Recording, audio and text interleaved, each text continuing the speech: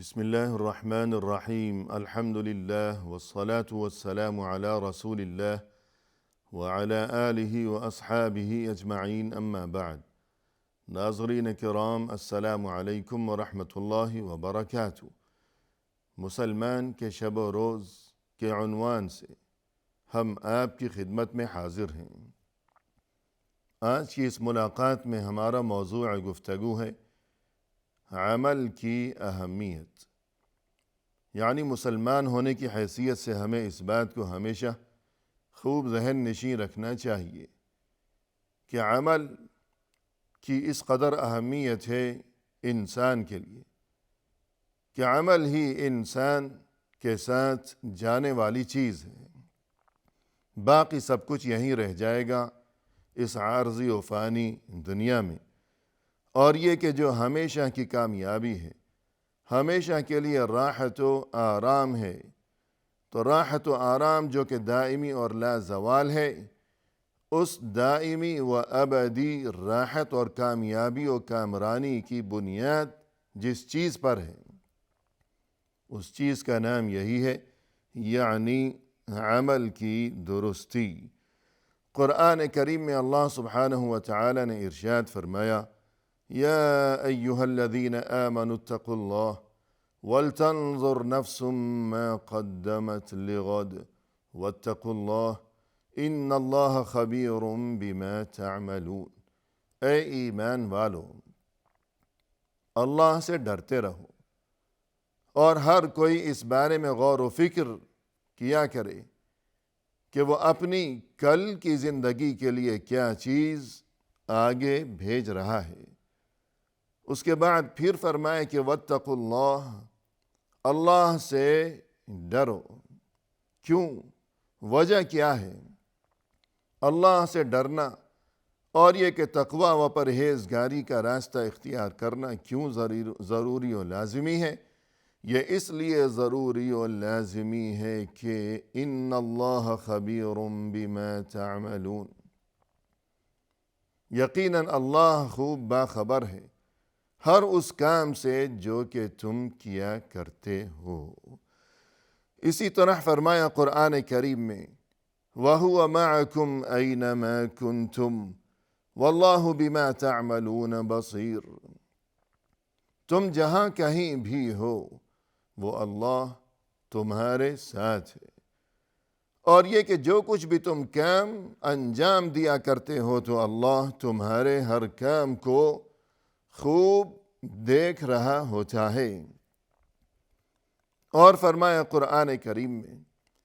یعلم خائنۃ الاعین وما تخفی الصدور۔ وہ اللہ، وہ تو آنکھوں کی خیانت کو بھی جانتا ہے، اور یہ کہ جو کچھ انسان نے سینے میں چھپا رکھا ہے اللہ تو اسے بھی خوب جانتا ہے۔ آنکھوں کی خیانت یعنی آنکھیں کس طرف دیکھ رہی ہیں، کیا دیکھ رہی ہیں؟ انسان اپنی آنکھوں سے حلال کی جانب دیکھ رہا ہے یا حرام کی جانب دیکھ رہا ہے؟ شاید دو انسان کسی جگہ بالکل ایک ساتھ اور قریب قریب جڑ کر بیٹھے ہوئے ہوں، ایک دوسرے سے بالکل متصل ہوں، لیکن شاید برابر بیٹھے ہوئے انسان کو بھی اس بات کا علم نہ ہو سکا ہو کہ اس نے برابر میں بیٹھے ہوئے انسان نے کس طرف دیکھا ہے، کس کو دیکھا ہے، حلال کی طرف دیکھا ہے یا یہ کہ نگاہ چرا کر حرام کی طرف دیکھا ہے۔ برابر بیٹھے ہوئے انسان کو بھی شاید اس بارے میں کچھ علم نہ ہو سکا ہو، لیکن اللہ سے یہ چیز بھی چھپنے والی نہیں ہے۔ کس طرف دیکھا ہے نظر چرا کر، سر گھمائے بغیر، صرف نظر گھما کر کدھر دیکھ لیا ہے؟ برابر بیٹھے ہوئے انسان کو شاید خبر نہ ہوئی ہو، لیکن اللہ کو خبر ہو گئی ہے۔ اس سے بھی بڑھ کر یہ کہ وما تخفی الصدور، نہ زبان سے کچھ بولا، نہ ہاتھ پاؤں سے کوئی کام کیا،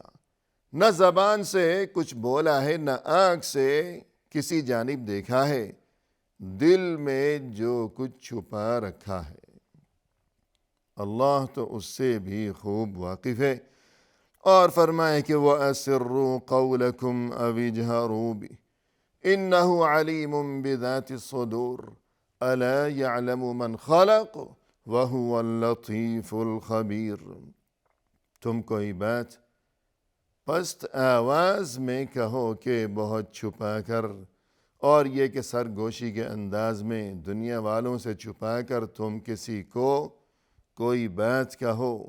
بالکل سرگوشی کے انداز میں، بہت ہی پست آواز بنا کر، یا یہ کہ بآواز بلند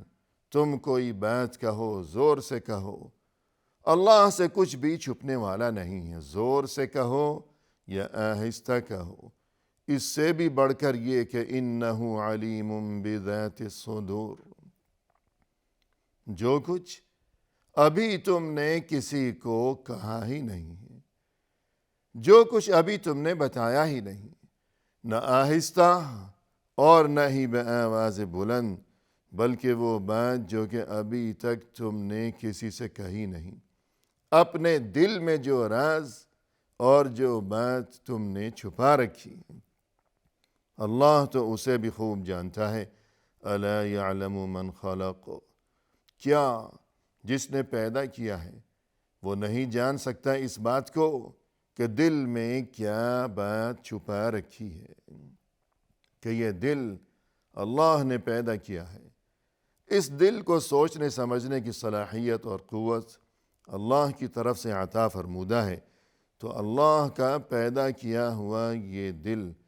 کیا اللہ اس بات کو نہیں جان سکتا کہ اس وقت انسان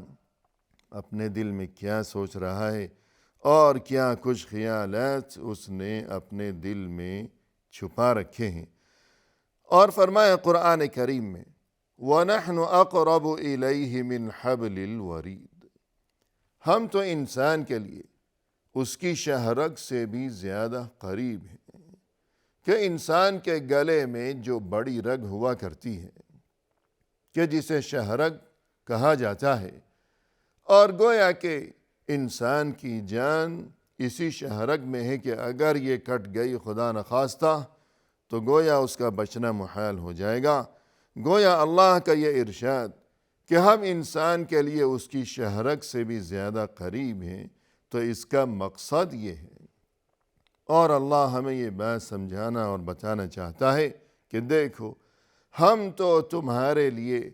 خود تمہاری اپنی جان سے بھی زیادہ قریب ہیں۔ اور فرمایا قرآن کریم اعملوا ما شئتم انہ بما تعملون بصیر، آج اس دنیا کی عارضی و فانی زندگی میں تم جو چاہو کرتے رہو، مگر اس بات کو فراموش نہ کرنا کہ جو کچھ بھی تم آج کر رہے ہو، اللہ تمہارے ہر عمل کو خوب دیکھ رہا ہے۔ الغرض آج دنیا کی اس زندگی میں انسان کو اس حقیقت کو یاد رکھنا چاہیے کہ آج ہم جو کچھ بھی اچھے یا برے کام انجام دے رہے ہیں، یہ کام اللہ سے پوشیدہ نہیں ہے، اللہ خوب باخبر ہے، وہ واقف ہے، وہ علیم و بصیر ہے، وہ دیکھ رہا ہے، اور یہ کہ ان تمام کاموں کو، ہمارے ہر عمل کو لکھا جا رہا ہے، محفوظ کیا جا رہا ہے۔ فرمایا کہ وَإِنَّ عَلَيْكُمْ لَحَافِظِينَ كِرَامًا كَاتِبِينَ يَعْلَمُونَ مَا تَفْعَلُونَ، کہ دیکھو تم پر اللہ کی طرف سے فرشتے مقرر ہیں جو کہ کرامن کاتبین ہیں، اور تم جو کچھ بھی کام کیا کرتے ہو وہ تمہارے ہر کام سے خوب واقف ہیں، باخبر ہیں۔ اور اسی طرح فرمایا قرآن کریم هذا كتابنا ينطق عليكم بالحق إنا كنا نستنسخ ما كنتم تعملون، کہ دیکھو یہ کتاب، یہ تمہارا نام اعمال، یہ ہماری کتاب ہے، ہم نے تمہارے اس نام اعمال کو لکھا ہے، تیار کیا ہے، جو کچھ بھی دنیا کی زندگی میں تم کام کیا کرتے تھے، ہم تمہارے ہر کام کو اس کتاب میں لکھ لیا کرتے تھے۔ آج یہی کتاب، یہی تمہارا نام اعمال تمہارے بارے میں گواہی دے گا۔ اور فرمایا قرآن کریم میں، یوم تجد کل نفس ما عملت من خیر محضرا وما عملت من سوء تود لو ان بینها وبینه امدا بعیدا۔ اس روز یعنی قیامت کے دن ہر انسان اپنے ہر عمل کو اپنے سامنے موجود پائے گا۔ دنیا کی زندگی میں وہ جو کچھ بھی کرتا رہا، وہ قیامت کے دن اسے اپنے سامنے اپنے نام اعمال میں اسے نظر آئے گا، اچھا کام بھی اور برا کام بھی۔ اور یہ کہ انسان اپنے برے کام کو وہاں قیامت کے دن اپنے اس نام اعمال میں جب دیکھے گا تو وہ تمنا کرے گا کہ تود لو ان بینها وبینه امدا بعیدا، کہ کاش میرے اور اس نام اعمال کے درمیان، میرے ان برے کاموں کے درمیان بڑی دوری ہو سکے، کہ میں دور ہو سکوں اپنے ان برے کاموں کے وبال سے۔ اور فرمایا قرآن کریم میں، وَوُضِعَ الْكِتَابُ فَتَرَى الْمُجْرِمِينَ مُشْفِقِينَ مِمَّا فِيهِ وَيَقُولُونَ يَا وَيْلَتَنَا مَا لِهَذَا الْكِتَابِ لا يغادر صغيرة ولا كبيرة إلا أحصاها۔ کتاب رکھ دی جائے گی، ہر ایک کے سامنے اس کا نام اعمال رکھ دیا جائے گا۔ تب یہ کیفیت پیش آئے گی کہ جو مجرم قسم کے لوگ ہوں گے، جو برے لوگ ہوں گے، وہ اس کتاب کو، اس نام اعمال کو دیکھ کر خوف زدہ ہو جائیں گے، پریشان ہو جائیں گے، اور یوں کہیں گے کہ ما لهذا الكتاب لا يغادر صغيرة ولا كبيرة إلا أحصاها۔ یہ کیسی عجیب کتاب ہے، ہمارا کوئی بھی عمل، نہ تو کوئی بڑا عمل نہ ہی کوئی چھوٹا عمل، ہر عمل اس کتاب میں موجود ہے، محفوظ ہے، لکھا ہوا ہے۔ اللہ کی طرف سے یوں ارشاد ہوگا، وَوَجَدُوا مَا عَمِلُوا حَاضِرًا وَلَا يَظْلِمُ رَبُّكَ أَحَدًا، کہ جو کچھ یہ دنیا کی زندگی میں خود کرتے رہے برے کام، ان کے اپنے برے اعمال ہی آج اس کتاب میں انہیں اپنے سامنے نظر آ رہے ہیں۔ یہ تو ان کے اپنے ہی اعمال ہیں، اور یہ کہ اللہ تو کبھی کسی پر ظلم نہیں کرتا۔ اور فرمایا قرآن کریم میں،